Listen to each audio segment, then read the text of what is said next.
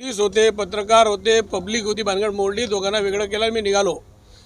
पण लगेच तिथे राजकारणाचे डाव सुरू झाले. त्या लोक व्यक्तीला घेऊन त्याचे मत नसतं, म्हणजे त्याची इच्छा नसतानाही तर जबरदस्ती नेऊन गुन्हा दाखल केला. ठीक आहे, गुन्हा दाखल केला, कायदेशीर प्रोसेस चांगलं झालं.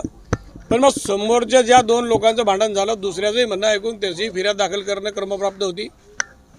आणि नंतर न्यायालयाने चौकशी करून काय न्यायालयामध्ये त्याच्यावर जे व्हायचं ते झालं असतं मान्य न्यायालयामध्ये. पण आज तसा प्रकार झाला नाही. काल तिथे 200-400-500 बेकायदा जमाव पोलीस स्टेशनला घेऊन जाऊन स्वतः मंत्री महोदय जाऊन बसल्या आणि एक वेगळा पद्धती दबाव आणला आणि दबाव आणून तो तसे गुन्हे दाखल केले. हे करण्याची एखाद्या मंत्र्याला पोलीस स्टेशनला जाण्याची काय गरज आहे मला समजत नाही आहे.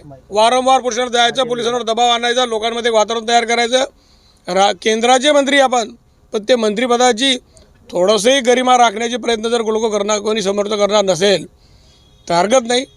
आम्ही पोलीस स्टेशनमध्ये जाऊन आज फिर्याद दाखल करू आणि माननीय कोर्टामध्ये दाद मागू. आणि मी आता खडसे साहेबांची एक बाईट पाहिली की बाबा निवडणूक आचारसंहिता भंग झाली, तर तुम्ही किती आचारसंहिता भंग केली?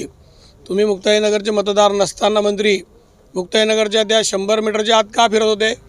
100 मीटरमध्ये त्या आदर्श इंग्लिश मिडियमच्या समोर तुम्ही बाईट कशी काय देत होते?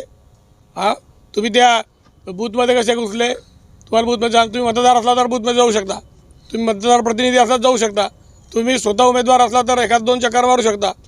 आदर्श आचारसंहिता लोक आहे तर तुम्ही तिथे ती पार पाडली पाहिजे मला असं वाटतं. आणि ते जर पाडत नाही आहे तर तुम्हीच या गावामध्ये दंगली धोपे करण्याची मनसुबा घेऊन या गावामध्ये फिरताय, तुम्हीच गुंडगिरी करताय, तुम्हीच हिस्ट्री हिटर आहे असं मला वाटतं आहे.